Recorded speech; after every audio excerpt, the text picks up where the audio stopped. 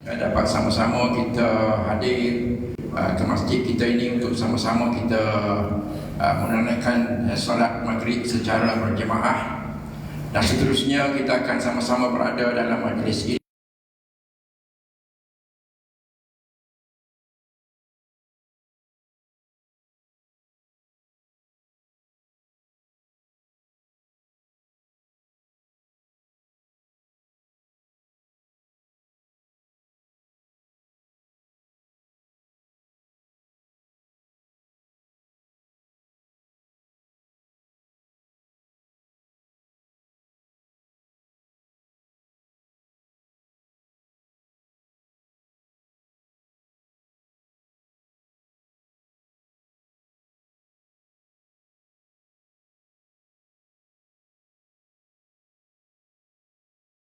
Meluangkan masa untuk hadir bersama kita pada malam ini.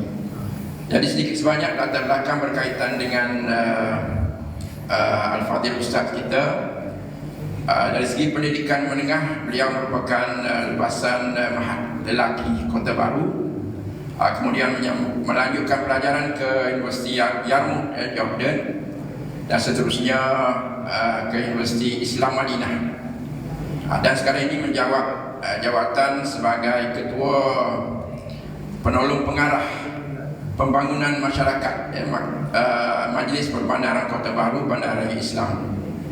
Dan beliau juga merupakan mursyid China Palestin Malaysia. Jadi untuk tidak melengahkan masa, saya dengan segala hormatnya menjemput Al-Fadhil Ustaz. Silakan.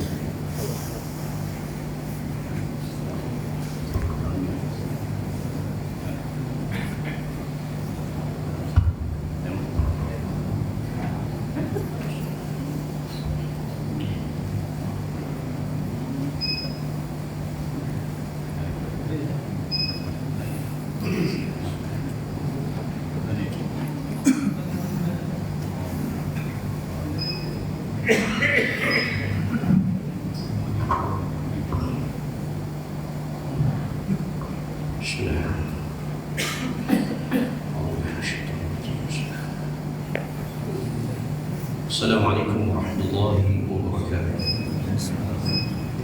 Alhamdulillah, nahmaduhu wa nasta'inuhu wa nastahdihi wa nastaghfiruh wa natubu ilayhi wa natawakkalu alayhi wa na'udzu billahi min shururi anfusina wa min sayyiati a'malina. Man yahdihillahu fala mudilla lahu wa man yudlil fala hadiya lahu. أشهد أن لا إله إلا الله وحده لا شريك له، وأشهد أن محمدا عبده ورسوله وصفيه من خلقه وخليله، أرسله الله بشيرا ونذيرا بين يدي الساعة، فبلغ الرسالة وأدى الأمانة ونصح الأمة وجاهد في الله حق جهاده. اللهم صل وسلم وبارك وعنهم على حبيبنا وشفيعنا وذخرنا وقدوتنا ومولانا محمد بن عبد الله وعلى آله وصحبه ومن سار على نهجه إلى يوم الدين. قال سبحانك لا علم لنا إلا ما علمتنا إنك أنت العليم الحكيم. Allah Ta'ala telah berfirman, Maha suci Engkau Allah, kami tidak memiliki ilmu melainkan apa yang Engkau ajar kepada kami. Innaka antal alimul hakim, sesungguhnya Engkau Maha Alim lagi bijaksana. Allahumma alimna ma jahilna wa zidna ma yanfa'una. Ya Allah, ajarlah kami ilmu yang masih lagi kami jahil, dan ajarlah kami ilmu yang memberi manfaat kepada kami di dunia dan akhirat.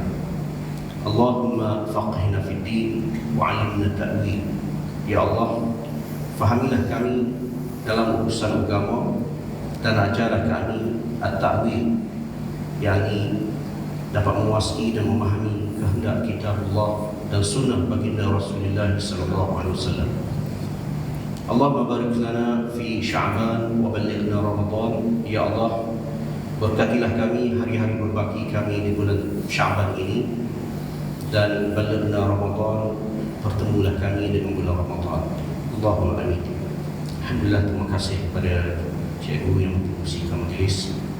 Terima kasih kepada semua masulah wali Allah yang jadi sebab hamba hari ini, hari pertama jejak masjid Taman Guru ni. Lalu kawasan ni tak asing, tapi hari pertama kami jejak masjid ni. Terima kasih juga kepada semua ayah-ayah, abang-abang, adik kakak, adik-adik muslimin muslimat yang dirahmati. Alhamdulillah, pada malam ini insya-Allah waktu yang terbatas kita beriktikaf dalam masjid. Walaupun waktu yang sangat terbatas kita berada di masjid ini dalam bentuk kita solat berjemaah, tunggu masa untuk solat Isya, kita isi ruang masa ini berada dalam muslimun. Sungguh pun masa itu singkat, tetapi ia memakmuri kehidupan kita seluruhnya. Keberkatan itu melalui keberkatan yang kita gapai dalam kehidupan kita.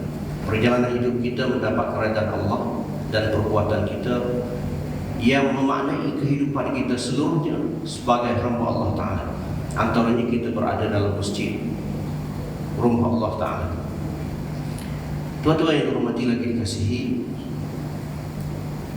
kita ni tak berapa lama dah bulan Ramadan. Dan kita tahulah Ramadan ini satu benda yang kita tunggu-tunggu bagi naluri seorang yang mukmin yang beriman kepada Allah. Kita tak sabar, kita tunggu-tunggu jiwa kita salah nampak suasana, kita tunggu bagaimana suasana Ramadan, nafhat rabbaniyah, tiupan keimanan Ramadan. Dan itulah sebenarnya Ramadan. Ramadan ini adalah anugerah rahmat Allah kepada hamba-hamba. Ramadan dan puasa adalah rahmatullah lil ibad. Rahmat Allah kepada hamba. Wa ihsanahu lil ibad, dan ihsan. Ihsan ni Allah Ta'ala berikan siap.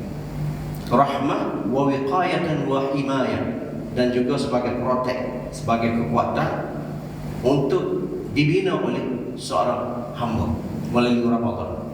Al-Imam Ibn Qayyim dalam kitabnya Zadul Ma'ad, dia bahas dalam muqaddimah tentang Ramadan. Ramadan ini, walaupun takrif puasa itu ialah kita berhenti daripada benda yang membatalkan puasa, daripada bermula naik fajar sehingga waktu maghrib, iaitu kita tak makan dan tak minum, dan perkara yang membatalkan puasa itu dia suruh kita tahan benda-benda daripada masuk dalam tubuh kita, menyebabkan kita tak makan, dan kesannya kita akan lapar dan dahaga. Tetapi ada perkara di sana, wa fitam an-nafs, kita mengasingkan jiwa kita min al-mustalzamat wal malazat. Kita mengasingkan jiwa kita daripada benda yang kita biasa buat. Nariknya di antara roh puasa itu oleh kebaikan seorang mukmin itu apabila dia mengasingkan jiwa dia daripada benda yang biasa dia buat. Apa maksud biasa dia buat? Tetapi pada bulan Ramadan dia asingkan. Benda tu kita kecek banyak. Biasa, dan tidak salah kecek banyak. Sebagai contoh, kecek banyak buat tak salah, cuma malaikat saling kita kecek ke apa? Kita sejarah, kita buat, kita kopi, kita musyarak kopi, itu benda tu dicatat sebagai amalan. Tuhan tak buat sia-sia perbuatan kita. Kita bicara, kita musyarak, kita buang, kita kopi, kita buang yang bini kita selesai dalam bilik pun, itu benda yang dikira sebagai benda yang kita mengisi kehidupan kita, yang Tuhan tidak buat saja-saja, tapi dikira oleh Allah Ta'ala. Tetapi apabila masuk bulan Ramadan, satu proses untuk kita mencapai kehendak kemuncak kebahagiaan jiwa dan kenikmatannya bagi orang beriman, kita mengasingkan diri kita daripada benda yang biasa. Termasuklah sebagai contoh kita kecek. Kecek ni umum boleh, tak ada masalah. Cuma fakta kita kecek je. Mata kita boleh melihat apa yang boleh kita lihat. Tapi bagi bulan Ramadan, dan benda ini diamal oleh Rasulullah sallallahu alaihi wasallam, para sahabat Rasulullah dan salafus salih, diasingkan daripada benda yang biasa dibuat. Termasuk sebagai contoh, kita sebut, kita nampak, kita buat je, kita tak banyak buat. Apa kita puasa? Dan memang gitu. Kalau kita isi apa? Isi benda-benda yang lain. Kita buat dan kita kecek itu benda yang diperlukan. Kita boleh kontrol dan kalau boleh buat, itu yang terbaik. Logik pun kita tak ada kedai kopi dah, nak buat mana. Kita dengan isteri kita boleh asingkan. Asing dalam bentuk yang tidak banyak kecek bersama. Sebab itu hari kita berpuasa. Kerana puasa ni, di antara benda mahdurat, antaranya kita bersama isteri dalam bentuk hubungan kita suami isteri. Tapi ada lagi di sana benda-benda lain. Kita boleh benda tu, kalau kita ikut betul spek ini, jiwa kita akan merasai kemuncak kenikmatan hidup dan kebahagiaan hidup sebagai seorang Muslim apabila dia rasa kemanisan iman. Kita kata TV, cara mudah mana sebut TV lah. TV ataupun seumpama TV yang boleh kita tengok learning dalam bentuk skrin yang kecil kita tengok. Masa kita berapa jam kita habiskan. Tapi kalau kita asingkan, bukan kita kata TV itu haram. TV ini bergantung pada kita tengok juga, tapi kita asingkan. Kita tak asal puasa ini kita asingkan. Ramadan kita tak boleh TV, tak boleh sungguh buku TV tak boleh. Tidak kita tengok TV kita pasal juga. Maknanya kita fokus pada ibadat. Oleh kerana Ramadan antara benda yang paling meriah yang diraihkan oleh baginda Rasulullah sallallahu alaihi wasallam bulan Ramadan Al-Quran. Hak masa kita buat benda yang bagi kita tak salah biasa, tapi kita buat benda yang sangat digalakkan baca Quran. Maka ketika inilah kita tengok. Hamba sebut TV je. So, kali kita tutup semua TV, kita ganti dengan Quran. Wajib kita boleh khatam Al-Quran. Betapa ramai kita ni tak boleh khatam Al-Quran. Kita dengan anak-anak tak boleh khatam Al-Quran. Hamba sebut ini sepengalaman. Hamba sedikit pun betul ada anak, kita pakat dengan anak. Tak ada TV semua. Kita boleh baca Al-Quran. Sebab apabila ada TV, drama ni kita ikut sedap apa. Mari bulan Ramadan, kalau hak zaman saya budak-budak dulu dia ada Salinda ke apa. Drama sedap. Saya dengan benda kita tengok cengok lapar tu kita tengok. Tengok cerita Ustaz. Tapi benda tu sebenarnya jauh kita tersasar. Kita tengok habiskan masa tu tersasar daripada kandang. Tapi kalau kita baca Quran, siapa matlamat, kalau tidak kita boleh target. Boleh jadi 2 kali khatam boleh kalau tak tengok TV. Baik. Ramadan tuan-tuan beza dengan puasa, dengan sembahyang. Walaupun Ramadan ni puasa ni berbeza dengan asyam puasa, berbeza dengan as-salah sembahyang. Sembahyang Rasulullah sallallahu alaihi wasallam buat seawal dia terima wahyu, dan apabila Nabi mengislamkan sahabat, bermula pada Khadijah binti Khuwailid, anak dia Khalid Zaid bin Harithah anak pengor dia dalam rumah, Ali bin Abi Talib dan sahabat-sahabat terdekat dalam proses dakwah dalam sirah Nabi. Dia ada menempuh dakwah sulit, tak gagal. Peringkat seawal peringkat Nabi SAW membawa buku risalah mengislamkan sekelompok kecil sahabat. Semaya buat dah. Semaya dia panggil pagi dan petang. Banyak dalam sirah sebut bagaimana sahabat ketika itu semaya dalam keadaan menusuk kadang-kadang token masing-masing. Contohnya Abu Talib, sebagai Nabi di pasal Rasulullah dan Saudara Nabi itu semaya. Nak ayat semaya ada tu, tapi puasa tak ada lagi. Cuma semaya ketika itu asyiyatan wa duhaha, waktu malam dengan waktu siang. Sehingga berlaku Isra dan Mi'raj, berlakulah semaya dengan kaifiah yang kita terima hari ini 5 kali saja. Tapi puasa ni bila? Puasa ini selepas pada Nabi sallallahu alaihi wasallam ke Mahmud, hijrah ke Madinah, bertapak di Madinah dan uruskan kenegaraan Madinah. Tahun yang kedua barulah berlakunya fardu puasa. Dan Rasulullah sallallahu alaihi wasallam sempat puasa secara rasmi bulan Ramadan ini selama 9 tahun. Wafat baginda. Ibnu Qayyim sebut apa berlaku begini kerana nak suruh sahabat-sahabat Nabi ini walaupun puasa sedikit. Kalau kita tengok ayat kewajipan puasa, kama furda kama kutiba 'alal ladzina min qablikum, wahai orang yang beriman, difardukan kamu berpuasa sebagaimana difardukan kepada ummah-ummah yang terdahulu. Semua tidak ada ummah melainkan telah difardukan kepada mereka berpuasa. Dan puasa sendiri ini seolah Allah Ta'ala jadikan ketetapan kepada semua al-kauni, makhluk yang bernyawa atas muka bumi ini ada sistem puasa. Binatang puasa. Binatang puasa sebagai contoh. Bagaimana binatang puasa? Dia ada tempoh Allah Ta'ala buat binatang ini tak makan makanan. Dengan cara semula jadi, proses alam dan semula jadi, dia boleh tak makan makannya dalam tempoh tertentu. Satu ketika kita tengok YouTube, orang tunjuk di Afrika apa namanya, gali-gali dalam tanah baru, gali-gali ngecek ubit-ubit ada ikan keli. Bubuh dalam air tu. Berat. Semasa dia gali tu di atas tanah, tanah liat yang kering. Lupanya tempat kita semua juga. Tanah-tanah baru ni semasa dia kering tak ada apa-apa, tapi apabila mari air hujan, hidup habis. Bermakna binatang tu ada. Ahli sains kata binatang tu mana berada dalam keadaan dia boleh hidup tak mampu. Itu Allah Ta'ala proseskan puasa. Binatang itu dia tak boleh memakannya, dia tak boleh nak keluar statik. Itu tempoh dia puasa. Ini secara nature, secara semula jadi binatang pun Allah Ta'ala buat dia berpuasa. Ada sejenis burung ni burung terbang di antara benua ke benua. Dia bergerak satu benua ke satu benua, merentasi benua yang perjalanannya bulan-bulan. Semasa dalam dia berada di terbang berbulan-bulan di atas angkasa, dia tak boleh makannya. Maka itulah puasa bagi jenis binatang ini.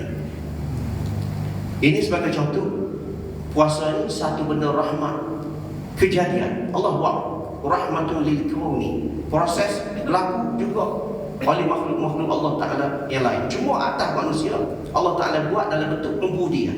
Dia buat dalam bentuk package ubudiyah kepada Allah Ta'ala. Kita puasa bukan setakat kita lapar dan haus, tapi di sana puasa itu kita rasa kemanusiaan kerana taat kepada Allah Ta'ala. Baik, puasa sendiri kalau kita tengok dia berlaku peringkat awal, dia sebenarnya dua peringkat. Satu dipanggil takhir wal it'am. Mula-mula fardu puasa, kena puasa, tapi kalau puasa boleh makan. Ini sejarah. Sehinggalah seterusnya dalam tempoh yang dekat, tak berapa jelas berapa tempoh itu, tapi disebut puasa ni dipilih oleh umat Nabi Muhammad. Antara puasa tak si puasa kena boleh makan.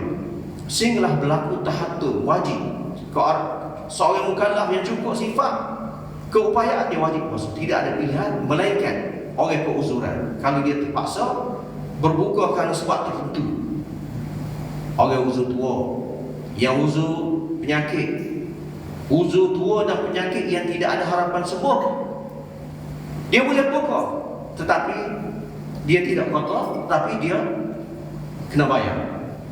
Nak qada kan kata tu kau berat dah, nak tunggu masa dah. Innalillah, soal sakit dia kita. Tetapi ada di sana keuzuran yang kita ada peluang untuk kita qada. Contohnya rukhsah dalam musafir. Kita musafir ke sini, ke Kuala Musa, ke Kuala Lumpur, kita boleh laun, tidak ada kecelaan kalau kita nak buka, kerana itu rukhsah. Tapi kalau dalam zaman ni, walaupun safar musafir itu, ruh musafir itu dia ada masyaqqah. Al-masyaqqah tajlibu taysir. Kerana rasa sulit, suka dalam musafir itu, itulah syariat ini menjadikan musafir ini ada klausa dia menjadikan kita boleh buka puasa. Tapi sebenarnya umum musafir itu, apabila jarak kita musafir, jarak yang dibenarkan, kita boleh berbuka puasa. Tapi kita kena qada.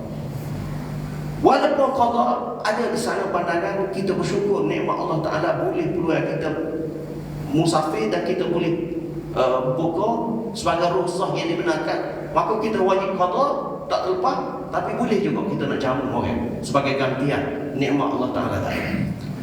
Cuma perbahasannya pada orang hamil, orang mengandung, menyusukan.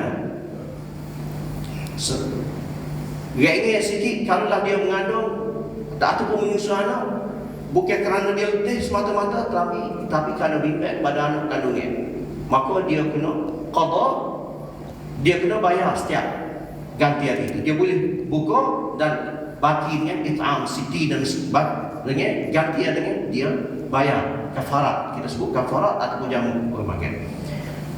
Tuan-tuan semua, itu cerita yang panjang lah, hukum-hukum yang berkaitan siapa yang layak untuk dia buka dan kena bayar fidyah, kafarat. Fidyah, dia panggil fidyah, maaf, fidyah bagi setiap hari itu dengan satu cupok makanan. Siapa ada didiktirkan dalam perbincangan fiqh halal.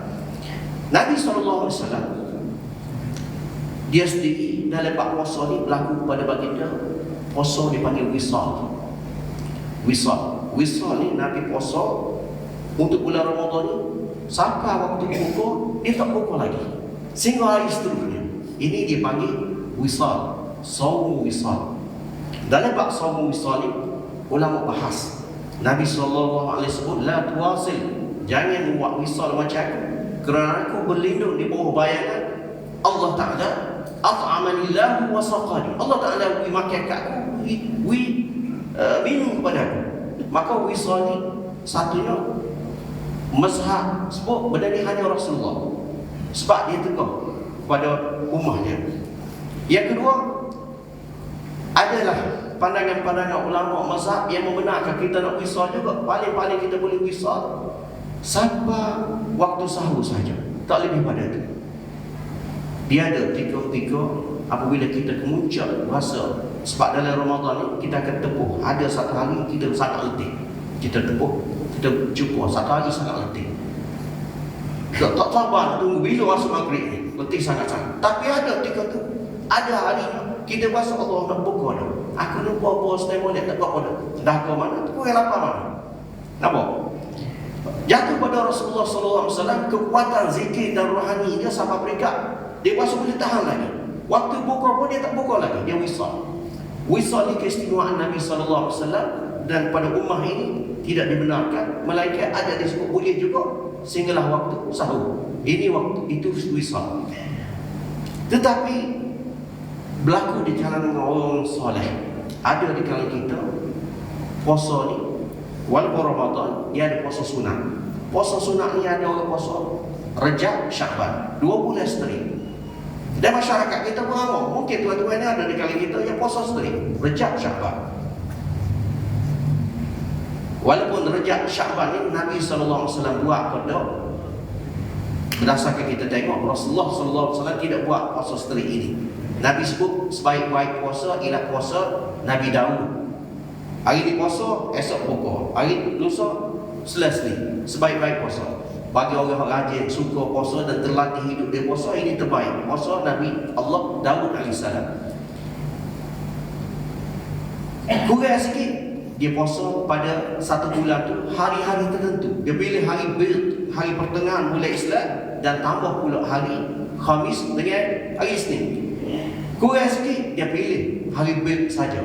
Ataupun kurang sikit, dia pilih hari Isnin atau Khamis. Kurang lagi pilih salah satu pada Isnin dan Khamis. Kurang lagi tak puasa langsung. Tak gitu kan? Kalau tak ada satu, hamba sebut ni bak rajin puasa. Tak ada satu tak puasa. Dia waktu tak puasa ni hamba lah, bukan orang lain. Hamba pun tak ada kalau puasa. Tapi itulah hakikat puasa yang puasa sunat. Dan puasa ni ada kekuatan. Orang biasa buat, dia rasa saya nak tinggal. Kembali pada cerita Nabi SAW tadi. Apabila Rasulullah SAW sebut la tuwasil, kamu jangan wisal puasa ni, kerana aku ni at'amanillahu wa saqani, aku ni Tuhan, Allah Ta'ala berikan aku makanan dan minuman. Perbahasan ulama telah sangat berminat berkongsi dengan tuan. Ada kata Rasulullah ni betul Tuhan beri sungguh, dalam tekuk dia rasa makanan tak apa dalam perut dia. Mungkin dalam tekuk dia ada rasa ada air. So, tapi rasanya mungkin tidak begitu. Satu lagi ulama kata, maksud Rasulullah SAW ni, dia kata aku ni diberi minum dan makan oleh Allah Ta'ala, hidup dia, hati dia ni zikir. Zikir ni satu kekuatan. Dan apabila disebut zikir ni menyebabkan dia jadi ringan, puasa dia ringan, dan pengabdian, ubudiah dia tu puasa ringan, menyebabkan dia rasa cukup. Dia boleh puasa sambung lagi. Dan hak ni yang lebih tepat maknanya. Dan kita akan jumpa salah satu daripada cerita akhir zaman nak kait dengan zikir ni, benar boleh buat jadi menjadikan kita ni memadai daripada makan dan minum. Benda ni akan ditempuh oleh umat Nabi Muhammad sallallahu alaihi wasallam. Cerita ni panjang, cerita asyratis sa'ah, tanda-tanda akhir zaman. Antaranya kita dengar semua sebut Dajjal. Ciri-ciri nak mari muncul Dajjal ni, dia ada episod gambaran dia. Dia tak mari dan antaranya tahun pertama tak tahu hujan, satu separuh suku daripada hujan disekap. Tahun kedua, tahun ketiga tak hujan, kering kota, dunia kering. Ketika itu Nabi sallallahu alaihi wasallam sebut, makanan bagi umatku yang beriman ialah zikir. Manusia tak cukup makan ni, orang beriman boleh tahan. Orang tak iman, orang tak ada iman, ketika itulah kekufuran sedang menanti. Mari Dajjal makan orang jodoh Tuhan. Orang beriman dah, dia ada kekuatan. Nampak? Ada kaitan nak sebut zikir itu salah satu daripada benda yang menjadi kekuatan. Bukan kekuatan hati yang kita tak nampak, tetapi juga kepada jasad kita, memberi kekuatan kepada kita. Dan benda ni, tuan-tuan, hari ini kita menyaksikan di bumi Palestin 7 Oktober yang lalu berlakunya Taufan Al-Aqsa. Taufan Al-Aqsa, kencang ribut Al-Aqsa, diisytiharkan oleh perjuangan mujahidin yang berkubu di bumi Gaza, Palestin. Kita tahu dah cerita ni dia. Lah ni hari yang ke bulan yang ke-5. 5 bulan perang. 100 berapa hari yang tak ingat lagi. 150 lebih perang. Perang ni tak berakhir lagi, dan paling panjang lagi. Ialah peperangan ini satu mukjizat. Peperangan ini mukjizat. Semua mukjizat yang berlaku dalam peperangan sirah Nabi sallallahu alaihi wasallam dapat berlaku pada saudara kita yang dikepung di bumi Gaza. Bentuk kemenangan pertolongan Allah Ta'ala berlaku kepada mereka, sebagaimana berlaku pada pertolongan Allah kepada umat Islam pimpinan Nabi sallallahu alaihi wasallam dalam peperangan Badar, dalam peperangan Uhud, dalam peperangan Khandaq dan seumpamanya. Antaranya, walaupun mereka dikepung, tak cukup makanan, tetapi ada kekuatan. Tak puasa lagi, mereka telah berpuasa. Hari ini mereka kekal. Cukup di antara Al-Qassam, waktu dalam terowong, tuan-tuan, Abu berkongsi dengan tuan-tuan, walaupun kita tengok ada akhbar propaganda dunia sebagainya, propaganda. Apabila Netanyahu tekad untuk musnahkan Rafah utara, selatan Gaza. Selatan ni satu daripada bahagian di bumi Gaza yang ada bangunan-bangunan syarat penduduk, dan situlah tempat pelarian. Lepas pada Gaza tak ada, dah masuk bumi Mesir. Mesir pun terus buat sekatan yang kuat supaya orang tak melimpah. Dan adalah perjanjian-perjanjian ini satu daripada khuzlan, kehinaan ummah Islam apabila pimpinan ummah Islam, pimpinan negara ummah Islam, dia kompromi dengan musuh Allah, Yahudi dan Allah. Apa nak sebut tadi? Lama dah saudara kita di Palestin terkepung, di Gaza dikepung. Bermula tahun 2005 lah kita dikepung. Tapi mereka boleh makan dan minum pertolongan Allah Ta'ala. Di saat perang 5 bulan ni, lebih tak nak payah kita keadaan yang susah, kiamat sangat. Tapi saudara kita Al-Qassam ni, walaupun Israel, dunia telah menyaksikan, satu ketika Israel mengisytiharkan, kita sebut propagandakan kepada dunia, dia adalah tentera yang tidak dapat dikalahkan. Tapi serang peperangan dengan Gaza, lawan puak mujahidin, dia tewas sebenarnya. Segala sebab Israel ini adalah memiliki kekuatan peperangan yang paling tinggi di dunia, dibekal, disokong oleh negara-negara barat, negara-negara sekutu bersama dengan Israel. Tapi kepung sebuah kawasan yang dikepung, yang alat dan tidak nak banding. Tetapi bagaimana Merkava yang dimiliki oleh Israel hancur berkecah di atas bumi Gaza. Ini benda yang tidak boleh dijawab oleh Kaedah. Macam mana boleh hancur berkecah Merkava yang dibanggakan oleh Israel dan dunia, Jerman dulu bangga, ini nombor satu kata buah yang paling sophisticated, tapi hancur di atas bumi Gaza. Ini di antara mukjizat yang berlaku. Tak sebuti itu helak. Netanyahu nak tunggu masa dia buat semalu muka kepada dunia, dan kerah kepala dia, tekanan Amerika pun tak berapa setuju dah peperangan diteruskan. Tapi itu cerita dia. Apa nak sebut? Tak pelik di mana saja. Di cerita Palestin ini, cerita Palestin dan jihad di atas pulau Palestin, insya-Allah kita bersama. Apa yakin tuan-tuan semasa mari bawa kawan Encik Zaini, tanya dia sini, ada ceramah Palestin ke? Oh, dia panggil seorang muda. Anda mau suka hati, bermakna tuan-tuan dia tahu dia. Sebut Gaza yang sedang berjihad ni, berada dalam jiwa tuan-tuan. Kita bersama dengan jihad di bumi Palestin. Dan kita tahu jihad ini satu daripada marhalah, daripada marahil, peringkat, daripada peringkat-peringkat yang akan berlaku pembebasan bumi Palestin, bumi Al-Aqsa yang dijadikan oleh Nabi SAW. Dan benda ni, episod pembebasan Masjid Al-Aqsa ada kaitan dengan peristiwa-peristiwa besar akhir zaman. Sebab apabila pembebasan Baitul Maqdis, dia ada pula Imranu Baitul Maqdis, kharabu Yathrib, antara hadis Nabi SAW. Akan berlaku kemakmuran, yakni Baitul Maqdis dibebaskan, kembali kepada umat Islam, berlaku kemakmuran.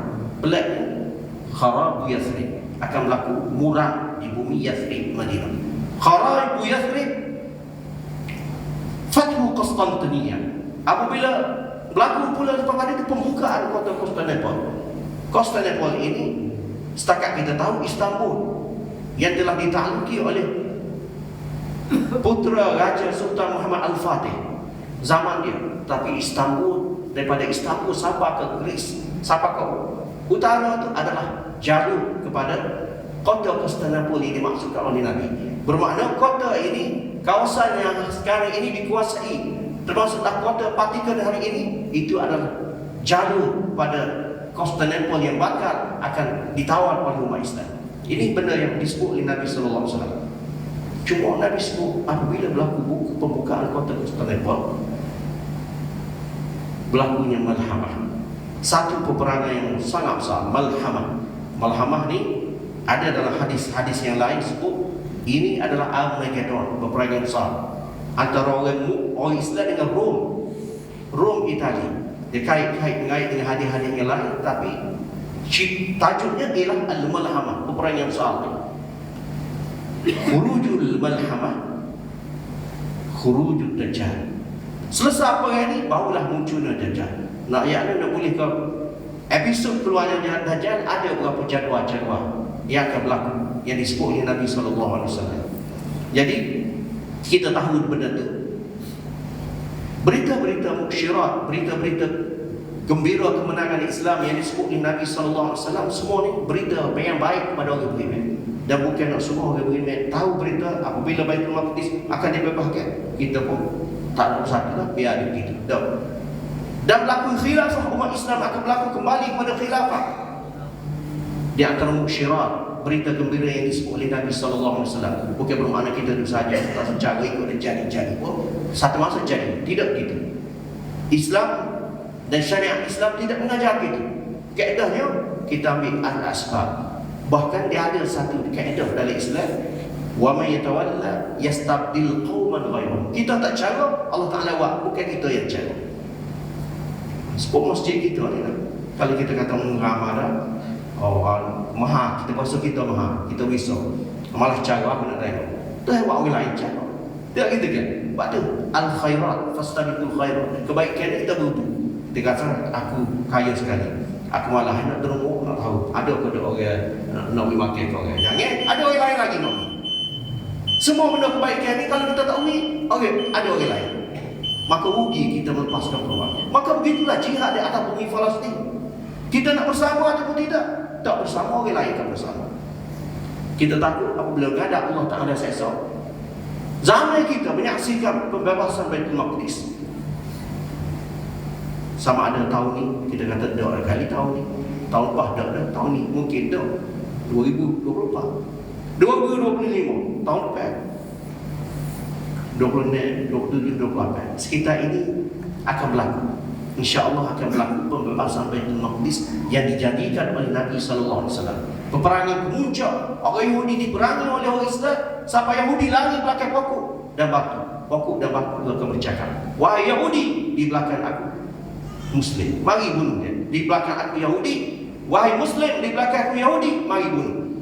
Pokok dan kayu kecil ni, tunggu masa. Mungkin zaman kita akan menyaksikan peperangan ini. Menyaksi maksudnya berlaku benda tu. Walaupun kita terhalang untuk pergi ke sana, tapi fadilat jihad, kebersamaan jiwa raga kita Tak betul. Kalau tu atas kita. Nak ambil peluang ataupun tidak? Nak untung kita bersama. Tidak, kita kerugian. Maka begitulah perintah Allah Ta'ala yang lain. Kebaikan-kebaikan menurmu, kebaikan infak, kebaikan jihad, kebaikan buat al-khairat, kebajikan. Semuanya perlu ada pada kita. Kita ambil boleh, pada kita tak ambil ada lagi orang lain. Ini kaedah yang kedua. Wa may yatawalla yastabdil qauman ghairahum. Kita tak cara ada orang lain yang mencara. Masuk pada setakat ini. Ustaz, tanya sikit boleh?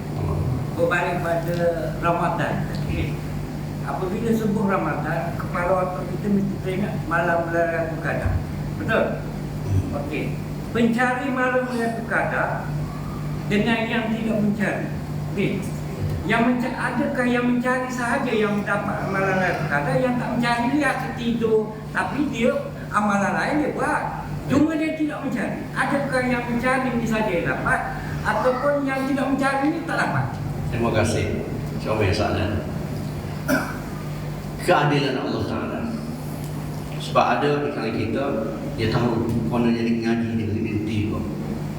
Lailatul Qadar ni akan berlaku 10 hari. 10 hari pula malam gaji. Dia pun bila malam gaji.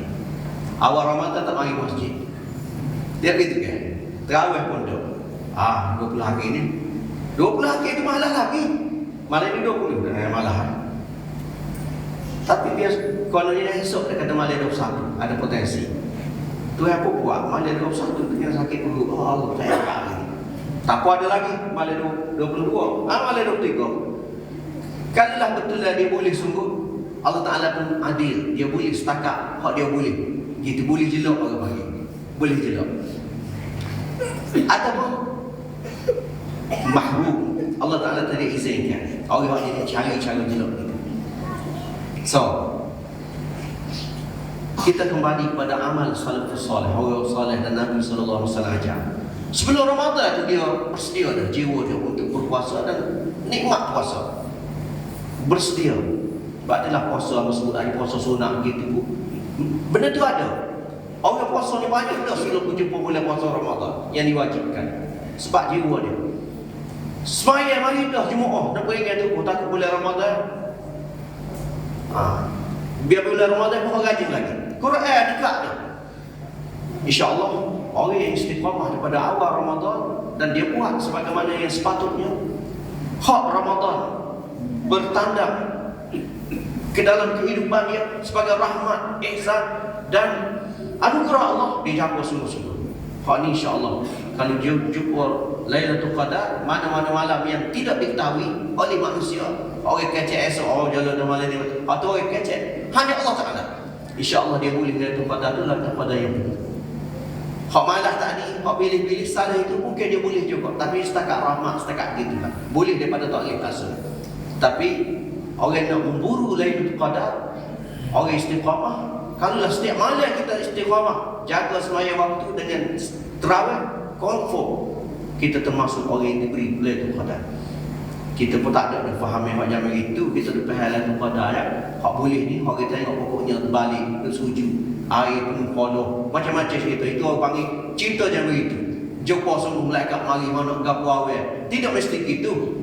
Tak ada jumpa-jumpa gapo pun kita tidurnya bangun pagi sahur. Esok puasa, mari semaya. Boleh jadi kita puasa sama dah. Inilah kita khusyuk. Cuma adalah dari segi dalam rohani itu kita puasa. Malam tu kita puasa, kita dekat dengan Allah. Itu tanda rahmat juga lah. Waktu betul-betul kepada orang yang riadah, kita sebut mumarasah. Mana dia praktis amalan sahabat mereka, dia ada segi beza. Ataupun kita tak boleh nak beza. Tahap kita tak boleh nak beza. Tetapi Lailatul Qadar pun bersama kita. Allah Ta'ala anugerahkan kepada kita Lailatul Qadar khairun min alfi syahr, yang nilainya lebih baik pada 1000 bulan. Dan inilah hadiah kepada umat Nabi Muhammad sallallahu alaihi wasallam. Dalam hidup kita umur berapa puluh tahun dah jadi 40 tahun. 40 tahun yang lepas boleh jadi kita tak berapa itu. Kita tu hari lagi ada 10 20 tahun. Kata-kata kita 20 tahun lagi hidup kita. Jadi 60 baru kita mati. 20 tahun setiap Ramadan kita boleh Lailatul Qadar. Itu anugerah buat umat Nabi Muhammad sallallahu alaihi wasallam. Masalah kita sibuk menelai, kita tak boleh nak ibadat khusus semaya banyak sebab kita banyak komitmen lain, tapi Allah Taala anugerah sekali saja dalam satu malam kita ibadat, memakmurkan kehidupan kita seluruhnya. Ini peluang yang kita jangan lepaskan. Asalnya kita istiqamah. Orang istiqamah tentu Allah Taala bagi. Tak nyesal sikit apa pun. Sebab jangan kita duk tanya, aku masuk pokok bila oleh tu ada boleh benda aku malam ni. Tengok-tengok kita tidak malam. Alhamdulillah. InsyaAllah Allah Taala anugerah kepada kita lain kata. Itulah abang rasa setakat itu. Ustaz, ada Ustaz. Banyak soalan sini. Dengan Palestin. Dulu pun amal Palestin. Mari mesti kita ni kita punya sumbangan lah kalau itu. Dari lain senyap gitu ya. Jadi ada juga benda tu amal Palestin ni hidup lagi ataupun tidak ada. Sebab dalam kita akaun dia tutup. Dia apa ni? Disambil kepada kita. Baik. Macam mana Ustaz? Terima kasih. Soalan Tuan tadi berkaitannya contoh amal Palestin, NGO yang bertindung untuk Palestin dan ini dia berlaku isu sejak dia memang sejak lah apabila operasi dia dibukukan. Izinkan kami masa sedikit nak beri gambaran. Amal berkongsi dengan Syekh Ikrimah As-Sabri, Imam Masjidil Aqsa Palestin. Apabila orang tanya tentang dunia Islam buat kutipan derma kepada Palestin. Sini bukan Malaysia saja, negara-negara dan biasanya NGO lah yang uruskan. NGO ni proses masa berdasarkan setempat. Kita NGO ada lesen yang bergerak. Cuma berlaku tuduh menuduh, ragu meragu. Dia sebut Israel Yahudi sendiri ni dia bergerak di atas fund sumbangan daripada gerakan Zionis seluruh dunia. Lebih banyak berganda-ganda. Tengok dia perang baru ni, serang dia perang. Dia tengok 2 minggu buah negara-negara Eropah mari hantar bantuan. Itu tak kira kekurangan. Benda ni Allah Ta'ala sebut dalam surah Al-Isra, surah Bani Israel. Wa ja'alnakum aktsara nafira wa amdadnakum bi amwalin wa banin. Aku memberi madad pertolongan kepada kamu harta yang banyak. Bukan dia ada duit asal, tapi dunia duit itu berpusat di Tel Aviv. Dan dia pakai segala agensi keuangan dunia di bawah dia. Tapi bukan setakat itu. Didermakan kepada Yahudi oleh gerakan Zionis. Tiba-tiba umat Islam di antara nasib kelemahan umat Islam ada hak rajin tu kutip derma, kita meragukan antara umat Islam. Itu poin yang berkumpul dulu. Yang pertama, nak ringkaslah kepanjang cerita ni, nak balik ni. Yang kedua, kita orang Islam kalau buat jihad derma untuk jihad fi sabilillah, Allah Ta'ala janji 700 dahan fi kulli sumbulatin mi'atu habba. Setiap satu dahan tu 100, maknanya 700. Maknanya kalau wis hari ni 700 akaun di sisi Allah Ta'ala hak kita. Kita duit sedia 700 dah akaun di sisi Allah. Bila kita boleh ni, semasa kita bubuh, duit tu tak tahu lagi jalan ke tak. Ini kaedah. Supaya kini lah orang mari rumah kita ke jumpa dengan kita tu makan, mari serabel, mari duit rumah ni, amal ni tak ada. Kita duduk kelihatan bawah, percaya pada nak wih yang seria je. Duduk tengok atas bawah, kek nak tipu. Dia tak tahu kita wih seria, kita wih pala tu. Kawan ni semua kodok, tak tahu lagi. Kita boleh pala tu. Betul ke tak? Betul ke tak ni? Kita wih seria, kita boleh pala tu. Kawan ni, dah aku tengok nampak sosok kan, seria wih dulu. Dan wih pun dah sabar lah, bukan wih seria, wih seria. Dia pun nyok-nyok, minta ke orang lain. Tapi kalau kita wih tu, kalau dia tipu, kita boleh dah pala. Tapi kalau dia sungguh, kita boleh pala sungguh, kita beri kepada orang yang berhak. Tapi kalau kita tak beri, dia tu berhak, dia tak ada duit, dia lapar, dia dah agak, dia minta duit kita ada, kita tak beri. Saya esok dia akan tuntut di akhirat saya. Orang ni tak beri duit dalam poket dia, sedangkan aku beri. Apa tak beri tu serap jalan pada. Maka begitulah kiah dengan cerita Palestin. Apabila ada badan, institut, pihak yang secara proper kita sebut cara betul, lunas pun, lunas pengurusan pentadbiran dengan sistem yang ada ni, dia tubuh dan dia buat hijau untuk kutip. Sebab kita nak pergi ke mana, kita tidak semua kita boleh berhubung dengan Palestin. Melainkan waki-waki kita terima. Terima sekadar kita kepercayaan kita dan sekadar kemampuan kita. Kita terima. Boleh pada di hadapan Allah Ta'ala. Pihak NGO ni urusan. Dan urus ni dia tidak mudah. Tanya cik saya ni saya. Tidak mudah. Kita transport bank. Betul transport bodoh. Kalau nak pergi atas, tidak mudah juga. Adalah berapa kaedah. Itu teknikal. Ini nombor 2. Nak suruh tuan-tuan pihak. Yang ketiga, ini nak pergi kepada isu sebenar berkaitan dengan aman Palestin. Sebab saya kenal Ustaz Abdullah bin Zaid, kita kenal. Dan pimpinan dia orang yang berkecimpung dalam medan dakwah dan gerakan Islam. Walaupun kita sama NGO ni ada orang panggil saingan, tapi kita berlapan dada. Saingan awak kerja, dia buat dia, kita buat ni. Cara mudah mereka cerita. Di antara NGO terawal dibentuk atas nama Perjuangan Palestin dan paling banyak menyumbang kepada gerakan Hamas. So, hak sebenarnya. Sebab benda yang berlaku ni benda teknikal. Dia apabila dia tubuh setiap berhak, dia boleh nego. Silap situ menyebabkan orang boleh, dia masih lagi pertahan, masih lagi. Walaupun dia kena hukuman, aspiran boleh gari, itu kaedah lah. Awak yang adik ni curi, boleh mari kena gari, adik dia tak curi lagi, itu kaedah. Kita kena faham kaedah tu. Kaedah lo ni. Adik baju kita nama apa dia? Apa kata ni orang curi aku tengok, boleh pun mari, gari boleh. Tak kita kan mari, pada cara-cara dok sesat. Tapi bunuh dah adiknya orang kata kena gari. Betul tak? Lagi dalam proses lagi, dia bertahan lagi. Apa nak sebut? Apabila dia tubuh sedia berhak, dia boleh niagakan antaranya jokong-jokong mak. Itu cerita dia lah. Silap langkah dia, siapa yang silap langkah, siapa-siapa mudah terkena, kena tu sakit kan. Itu kaedah dia. Tapi kita kena kenal dulu, dia ni antara NGO yang paling besar dan paling banyak memberi sumbangan kepada perjuangan Hamas Palestin, dan Hamas Palestin berterima kasih kepada NGO ini lebih daripada NGO yang lain. 3. Yang keempat, yang pecah rahsia duk umur benda ni jadi gagal ialah kedutaan Palestin di Malaysia. Pusat dia di sana ialah tepi barat. Tepi barat ni Syekh Ahmad Mazin, dia panggil PU, Palestine Authority, bukan KJN, macam KJN jugalah. Hak ni diiktiraf oleh PBB, diberi gaji oleh dunia dan diiktiraf oleh Israel. Kalau hak ni boleh pergi Brunei, Someja boleh makan secara ni, nanti yang. Jadi duta hak ni di Malaysia habis heboh dia kata NGO ni tak terima kepada Palestin. Aku tak terima. Memang kita tahu kepada dia.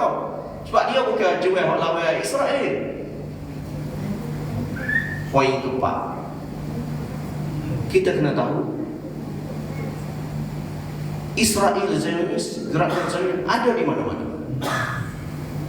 Termasuklah orang Melayu. Yahudi bangsa kita tak ada jadi bangsa Yahudi. Nak perangai Yahudi sikit-sikit boleh. Tapi Zionis siapa-siapa boleh. Gerakan Zionis ada di mana-mana dan pecahan nama-nama yang berbeza. Tetapi gerakan Zionis dia tetap sebagai gerakan Zionis. Di Malaysia ni, ejen proksi bersama dengan Zionis itu banyak.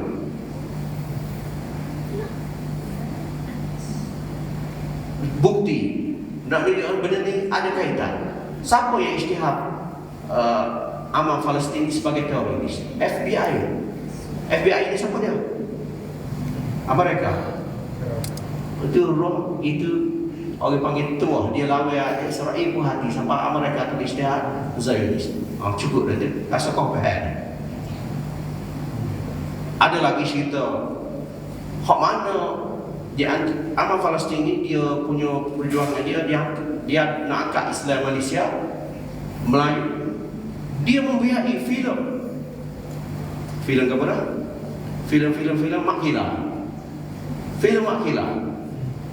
Siapa yang anti kepada Islam, anti kepada perjuangan nak perkasakan orang Melayu, anti kepada filem Makilah, tak sedar hati dengan filem Makilah. Ada kait-kait dia. Itulah lebih kurang harap tuan-tuan boleh faham senario ini. Mana kita menghukum berdasarkan kita faham background senario ini. Kita berperan sangka yang baik kepada pekerja-pekerja yang nak kepada kebaikan. Itu masalah teknikal. Tapi sumbangan kepada Palestin teruslah. Lalu operasi amal Palestin ditangguh kerana proses dia. Tapi hak lain ada lagi, boleh tolong. Biarkan dia rehat dulu dalam proses dia menempuh ujian dia. Tapi kita kena bagi kita orang mukmin yang faham senario, kita tahu satu perkiraan kita dia ada masalah dia. Tapi di belakang masalah ada senario besar peringkat dunia. Gerakan Zionis yang suluk siapa yang bersama membantu Hamas. Wallahu taala alam. Ada lagi tak ada? Setakat itulah mudah-mudahan Allah Ta'ala rahmati kita semua dan manfaati kita. Aku qawli hadza wa astaghfirullah li wa lakum wa billahi taufiq wal hidayah. Assalamualaikum warahmatullahi wabarakatuh. Waalaikumsalam.